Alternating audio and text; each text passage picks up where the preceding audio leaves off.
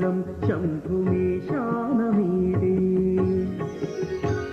गळेरुण्डमालं तनौ सर्पजालं महाकालकालं गणेशाधिपानम् जटाजूटगङ्गोत्तरङ्गैर्विशिष्यं शिवं शङ्करं शम्भुमीशानमीडे मुदा मातरं मण्डनं मण्डयन्तं महामण्डलं भस्मभूषाधरन्तम् अनादिं ह्यपारं महामोहमारं शिवं शङ्करं शम्भुमीशानमीडे वटाघो निवासं महाट्टाट्टहासं महापापनाशं सदा सुप्रकाशम्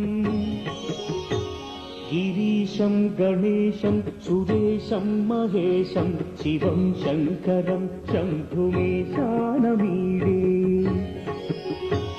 गिरीन्द्रात्मजा सङ्गृहीतार्धदेहं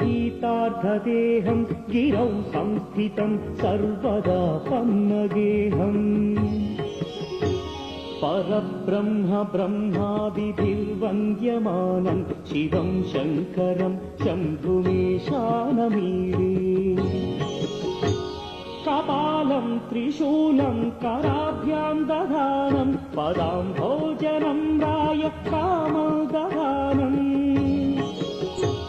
वैवर्धयानं सुराणां प्रधानं शिवं शङ्करं शम्भुमीशानमीडे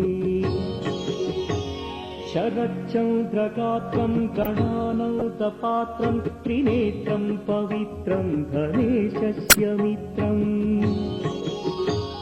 अपर्णाकळत्रं सदा सच्चरित्रं शिवं शङ्करं शम्भुमीशानमीडे